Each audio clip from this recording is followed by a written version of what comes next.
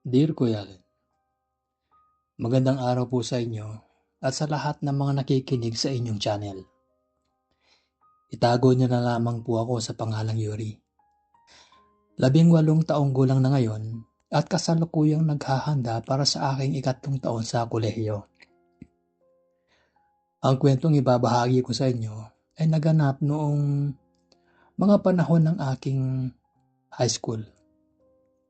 Isang yugto ng buhay ko na kung saan ang lahat ay tila napakasimple. Ngunit doon pala magsisimula ang pinakamagulong kabanata ng aking puso. Bago ang lahat, nais ko munang maging tapat sa inyo at sa mga tagapakinig mo. Open ang pagkatao ko, Kuya Len.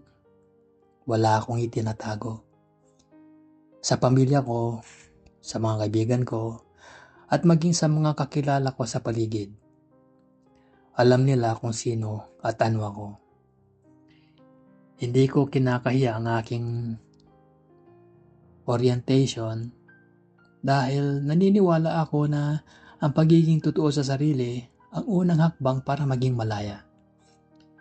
Pero kahit namulat ako sa kung ano ako, hindi ko pa rin pala maiwasang magulat sa mga laro ng tadhana.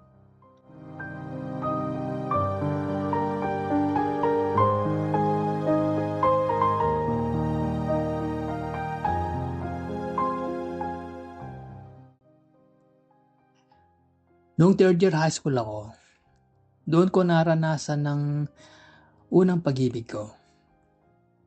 Bago mangyari yon, hindi ko kailanman naisip na ma-inlove ako sa isang lalaki.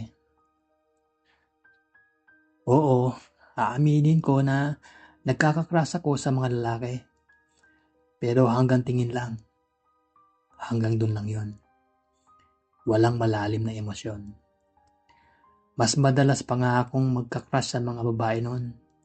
Kaya naman kahit alam kong berde ang dugo ko, hindi ko kailanman pinatulan ng ideya na ang isang lalaki ang magiging dahilan ng pagbilis ng tibok ng puso ko. Akala ko, alam ko na ang takbo ng buhay ko.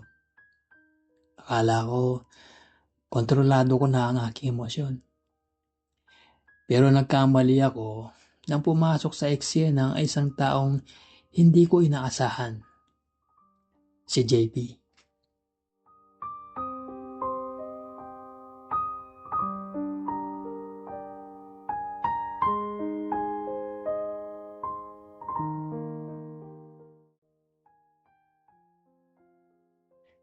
Sariwang-sariwa pa sa alaala ko, malapit na ang JS prom namin noon. Lahat ng mga estudyante ay abala sa paghahanap ng kani-kanilang partner. May mga nag-aarkila ng mga magagarang gown at suit, habang ang iba naman ay excited sa mga dance presentation. Isang araw, habang nagkakantsawan ng buong klase sa aming dance practice para sa 3rd year presentation, nakita kong nakatayo sa gilid si JP. Si JP ay hindi naman gwapo, Kuya Allen. Kung titingnan mo siya, sa karaniwang pamantayan ng kagwapuhan, wala siya doon. Kaya nga hindi ko kailanman naisip na balang araw ay mahuhulog ako sa kanya. Hindi siya ang typical na type ko noong mga panahon na yon.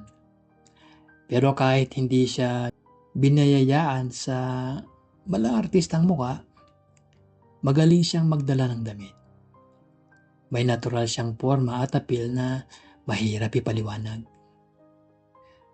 Higit sa lahat, kilala siya sa pagiging mabait at madaling biruin. Hindi siya yung lalaking madaling mapikon o mailang kapag tinutokso ng mga katulad ko. Dahil nga wala akong nararamdaman para sa kanya nung sandaling yon at purong katuwaan lang, nilapitan ko siya.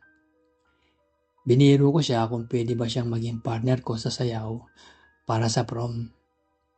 Trip ko lang talaga siyang sakyan sa mga biro. Ngumiti lang siya noon at tumawa, na para bang wala lang. Sabi ko sa sarili ko, Ang cool talaga ng taong to. Pero ang akala kong simpleng biruan na matatapos sa araw na yon ay hindi pala doon nagwakas. Sineryoso ni JP ang hirit ko.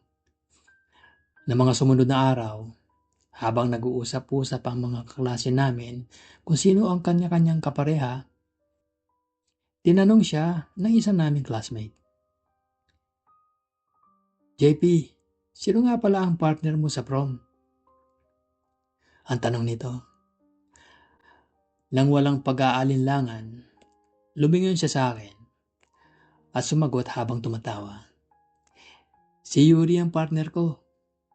Ang sagot naman nito. Doon na naman nagkantsawa ng buong room. Akala ko ay natapos na ang laro. Pero patuloy pa rin pala kaming nagbibiruan tungkol doon araw-araw. At sa hindi ko na malayang paraan, ang biruang yon ang naging tulay para maging mas malapit kami sa isa't isa. Tuwing bakanting oras sa klase, napapansin ko na lang na palagi ko na siyang nakakatabi.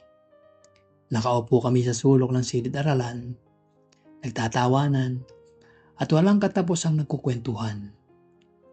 Kung tatanungin mo ako ngayon, Kuya Allen, kung ano ang mga paksa ng kwento namin noon, hindi ko na talaga matandaan. Ang tanging malinaw na naiwan sa memorya ko ay ang pakiramdam.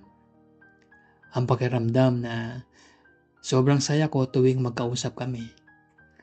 Na parang sa mga sandaling yon, kaming dalawa lang ang mahalaga sa loob ng magulong classroom.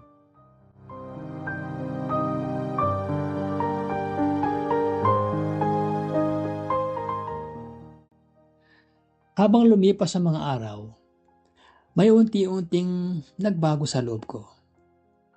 Isang hapon, pagkatapos ng klase at habang naglalakad ako pa uwi, naramdaman ko ang isang kakaibang lungkot. May kulang. Napagtanto ko na hinahanap-hanap ko na ang presensya ni JP. Namimiss ko siya at kapag hindi ko siya kasama, namimiss ko ang boses niya, ang tawa niya, at ang paraan ng pagtapik niya sa aking balikat kapag nagbibiruan kami. Hindi naman ako tanga pagdating sa ganung mga bagay. Dahil bukas ang pagkatao ko sa akin sarili, hindi ko na kailangang magsinungaling pa. Agad kong tinanggap ang katotohanan. Mahal ko na si JP.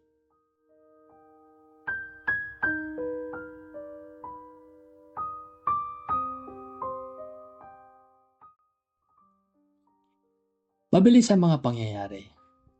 Parang kailan lang ay nagbibiroan lang kami tungkol sa prom. Pero ngayon, ang puso ko ay tuluyan nang nakatali sa kanya. Ngunit sa kabila ng pag-amin ko sa akin sarili, pinili kong manahimik. Itinago ko ang nararamdaman ko. Bakit? Dahil natatakot ako. Natatakot ako na kapag nalaman niya ang totoo, baka magbago ang lahat. Baka mailang siya, baka lumayo siya, at baka mawala ang napakagandang pagkakaibigan na binuo namin. Mas pipiliin ko pang maging kaibigan na palihim, na nagmamahal, kaysa maging estranghero na may bit-bit na pagsisisi.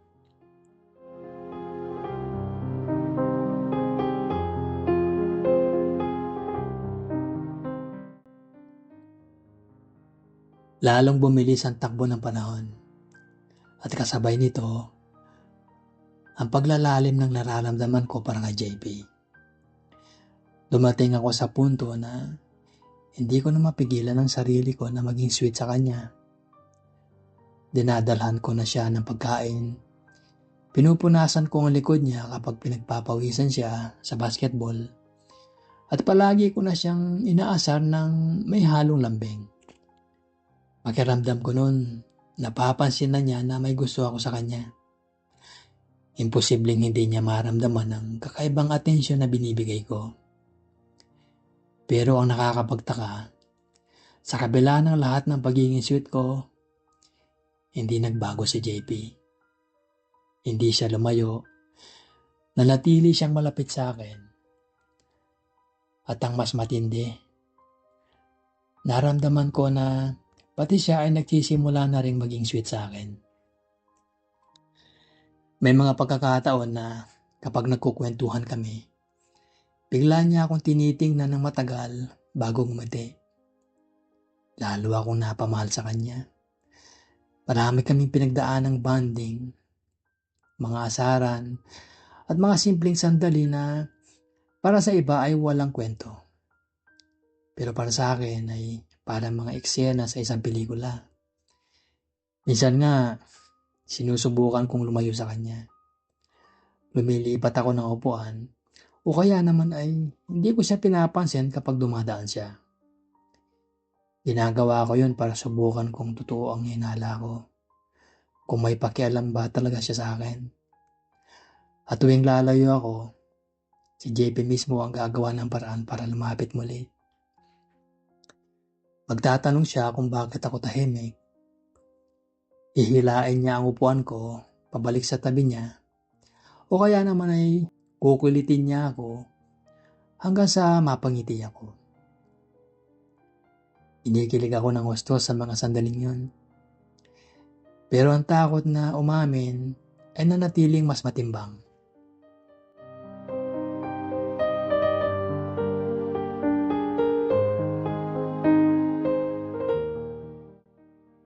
Isang araw, habang nakaupo kami sa ilalim ng puno sa field ng school, habang nagpapalipas ng oras bago ang susunod na subject, nag-uusap kami tungkol sa buhay-buhay.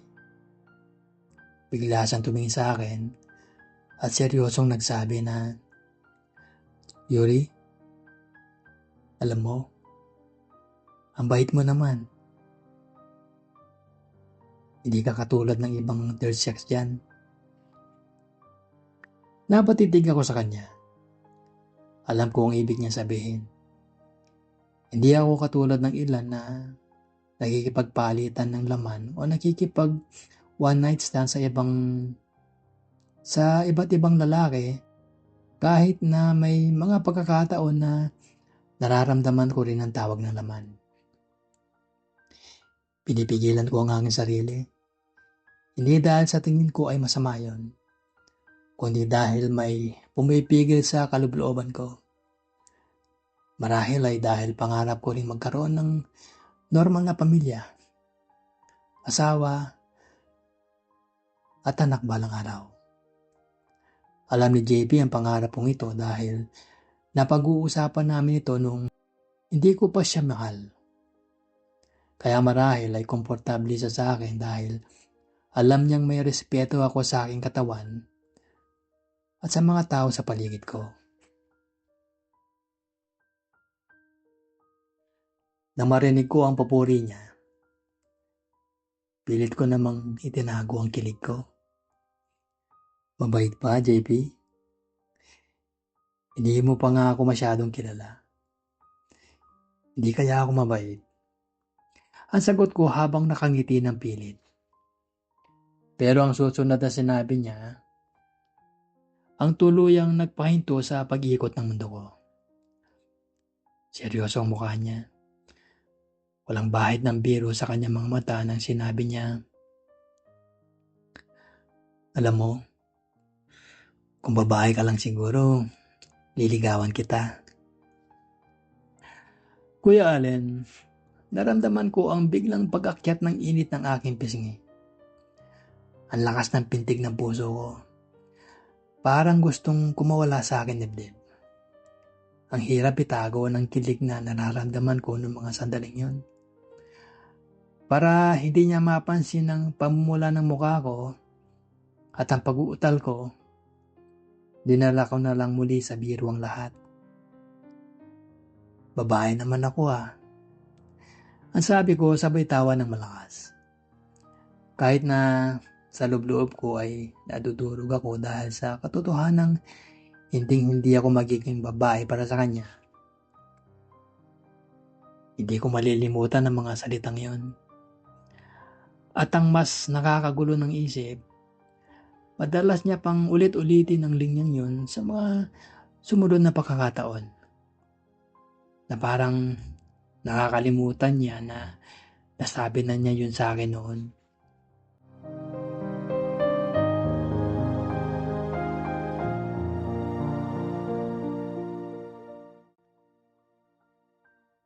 Kasabay ng mga salitang yon ay ang lalong pagiging sweet niya sa akin. Nagsimula na rin siyang yumakap sa akin ng kusa. Karaniwan naman sa aming mga classmates ang magyakapan. Mapababae man o lalaki. Sanay kami sa ganong pisikal na lambingan bilang pagkakaibigan. Pero kapag si JP na ang yumayakap sa akin, iba ang pitik. Iba ang kuryenteng dumadaloy sa katawan ko. Ramdam na ramdam ko ang higpit at ang init ng bawat yakap niya. Kahit alam na niya ang nararamdaman ko nang hindi ko sinasabi, pinipili ko pa rin manahimik. Sapat na sa akin ang ganito. Sapat na ang maramdaman ng init niya. Kahit alam kong hanggang dito lang kami.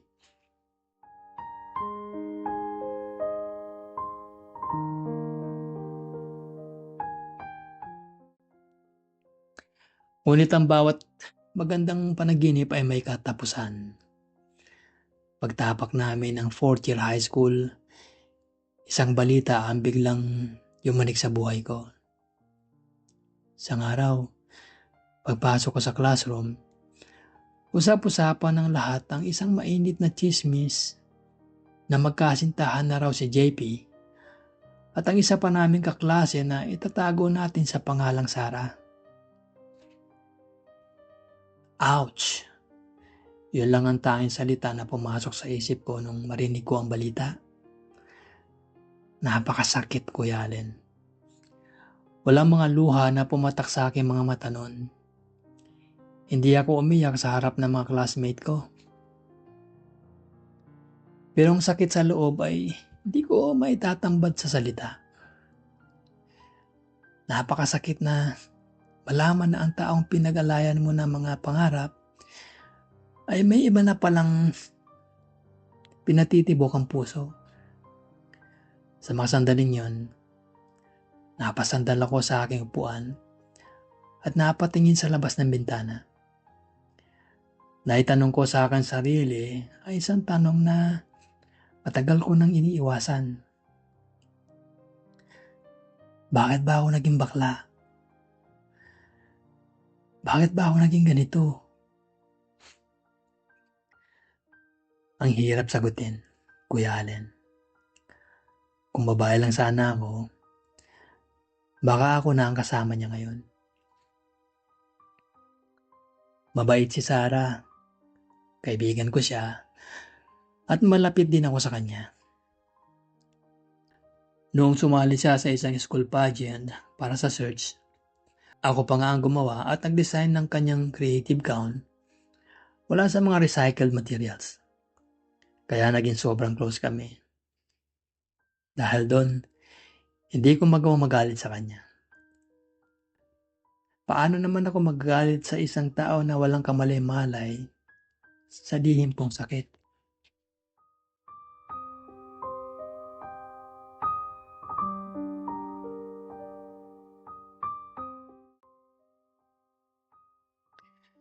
Nalaman ko, kalaunan, na matagal na palang nililigawan ni JB si Sarah. Halos 2 taon na raw bago pumutok ang balitang naging sila na. Antindi ng tiyaga ni JB. Naisip ko tuloy na sana ako na lang si Sarah.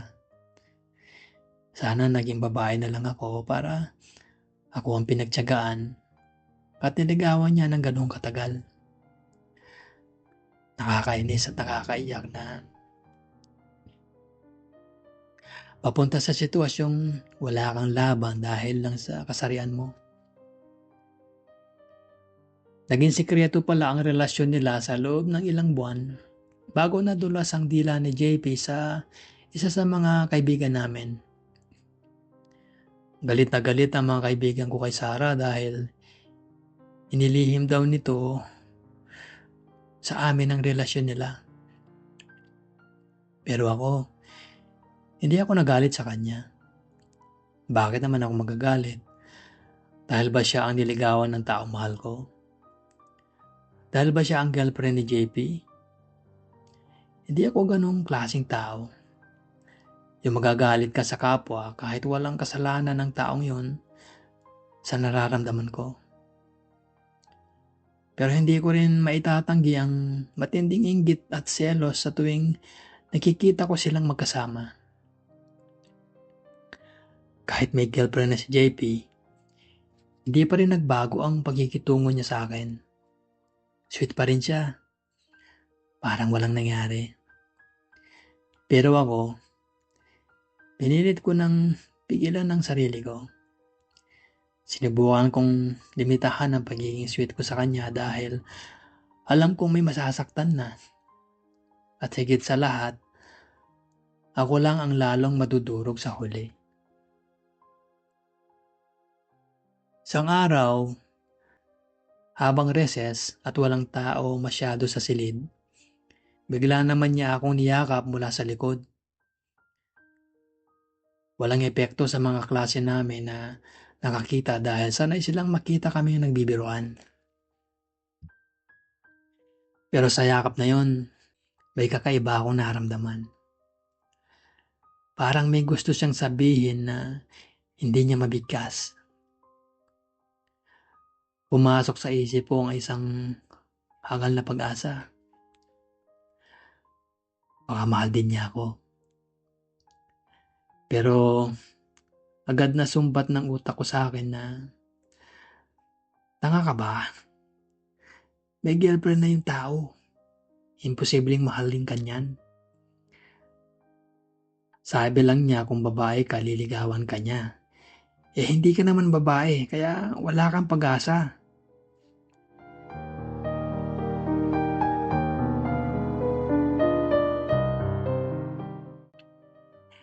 Nanatili kaming ganoon hanggang sa matapos ang high school. Sweet siya, at kung minsan ay bumibigay din ako sa pagiging sweet ko sa kanya. Naisip ko na lang na baka sadyang malambing lang talaga si JP sa mga kaibigan niya. At bakit naman siya magkakagusto sa akin? Lalaki siya at ako ay bakla. Ang sabi nga nila, ang bakla ay para lang sa kapwa niya bakla sa mata ng lipunan. Hindi ako umiwas sa kanya kahit alam kong masasaktan ako sa huli. Itinuloy ko ang pagkikipag-bonding dahil graduating na kami. Naisip ko na baka magsisi ako kapag tuluyan akong lumayo sa mga huling buwan namin sa high school. Sa madaling salita, sinulit ko ang bawat natitirang araw na kasama ko si JP bago tuluyang maghiwalay ang aming mga landas.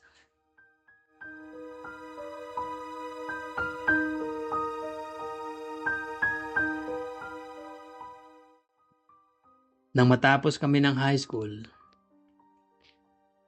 lumipas sa mga taon at nasanay na akong wala si JP sa akin tabi.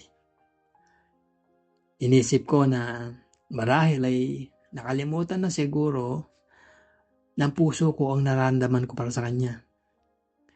Sabi ko sa sarili ko, panahon lang pala ang kailangan para maghilom ang lahat. Pumasok ako sa college. Karamihan sa mga dati kong kaklase sa high school ay nag-aral din sa parehong universidad na pinasukan ko. Si JP naman ay napunta sa ibang kolehiyo na medyo malayo. Nung una, namiss ko siya ng sobra. Pero paglipas ng mga buwan at sa dami ng mga bagong gawain sa kolehiyo, unti-unti kong naramdaman na hindi ko na siya hinahanap-hanap. Kala ko, tuluyan na akong malaya. Sa pinapasukan kong kolehiyo, nagpasya akong subukan ng isang bagay na Hindi ko pa nagagawa kailanman. Naisipan kong magpanggap na may girlfriend. Kinausap ko ang isa sa mga dati kong kaklase sa high school na si Shie, na nag-aaral din sa parehong universidad, ngunit iba ang kurso. Nakiusap ako sa kanya na kung pwede ba kaming magpanggap na magkasintahan para iwasan ang mga panunukso sa mga bago kong classmates at para na rin subukan ang aking sarili. Pumayag naman si Shie. Naniwala ang mga bagong kaklase na kami nga ni Shie. Dahil sa pagpapanggap na ito, mas naging close kaming dalawa. Palagi kami magkasama, nag-aaral, kumakain sa labas, at nagkukwentuhan tungkol sa aming mga pangarap. Ngunit habang tumatagal ang aming peking relasyon, may kakaibang nangyari sa loob ko. Nalito ako sa nararamdaman ko. Para kasing sa unang pagkakataon sa aking buhay, nakaramdam ako ng totoong tibok ng puso para sa isang babae. Nahilab ako kay Shie. Natuwa ako ng husto, Kuya Allen. Sabi ko sa sarili ko, may pag-asa pa pala akong maging tuwid na lalaki. May tsansa pa pala akong magkaroon ng pamilya na pangarap ko. Hindi ko alam kung paano nangyari yon. Marahil ay tama nga ang sinasabi nila na kapag mas napapalapit ka sa isang tao at nakikita mo ang kanyang kabutihan, unti-unting sumasabay ang puso mo.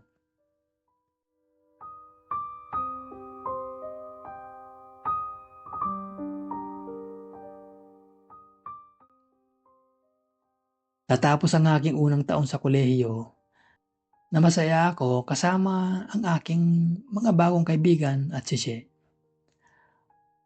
Ngunit sa kabila ng saya, magulo pa rin ang isip ko. May gusto nga ako kay Shie pero alam kong hindi pa ako tuluyang nagiging tuwid na lalaki.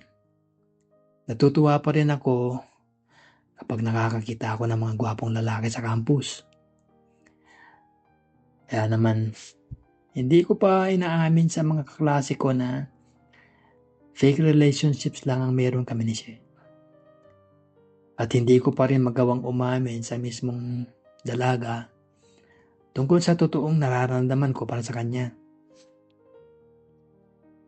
Sabi ko sa sarili ko, sasabihin ko lang ang totoo kay Shie kapag tuluyan nang mawala ang pagnanasa ko sa mga lalaki. Ginamit ko ang pagmamahal ko sa kanya bilang lakas para labanan ang aking mga pagnanasa. Iniisip ko na kung paanong biglang nagbago ang nararamdaman ko para sa kanya, magbabago rin ang aking buong pagkatao sa paglipas ng panahon.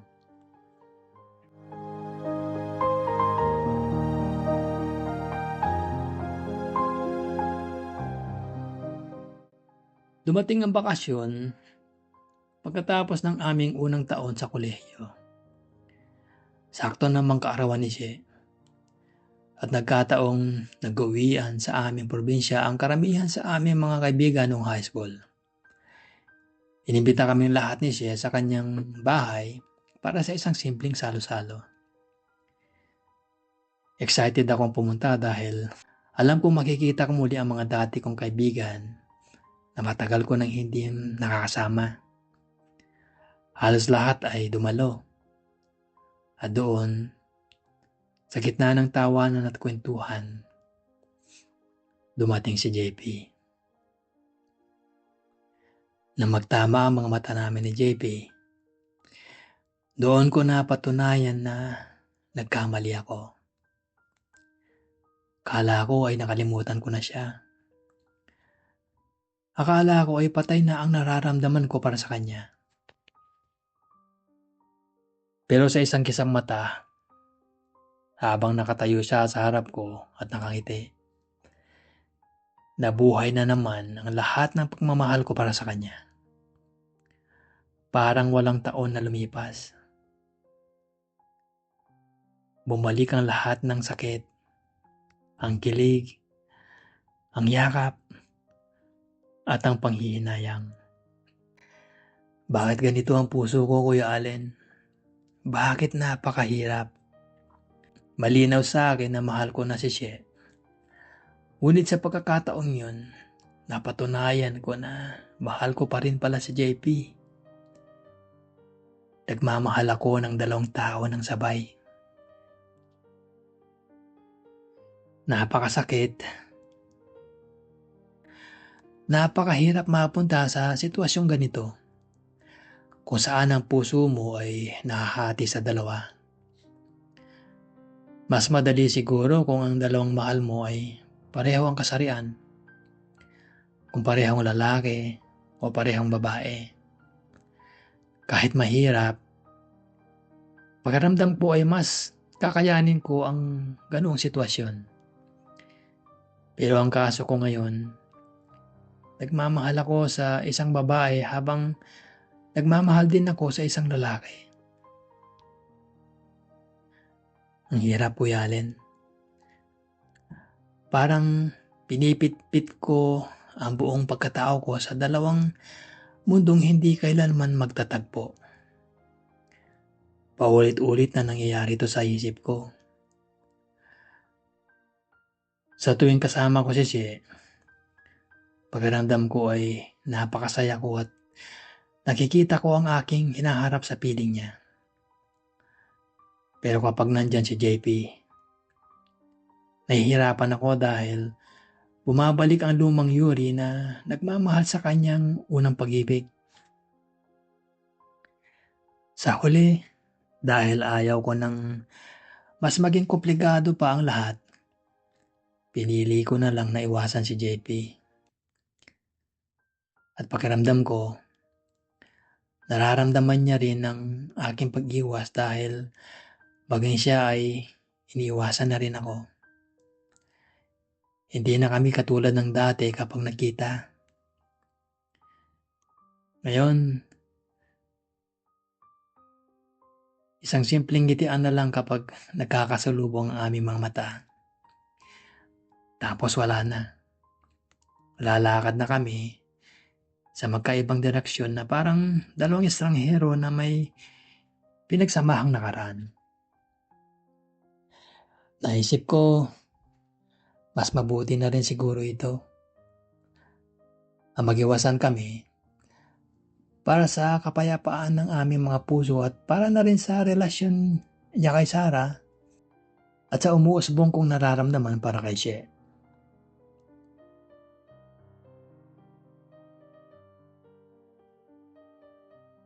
Hanggang ngayon, nahihirapan pa rin ako sa sitwasyon ko, Kuya Allen. Gabi-gabi akong nag-iisip habang nakatitig sa kisame ng aking kwarto. Hindi ko alam kung kailan o papaano mawawala ang nararamdaman ko para sa lalaking unang nagpatibok ng puso ko. Hindi ko alam kung kailangan ko pa bang sabihin kay She ang totoong nararamdaman ko para sa kanya.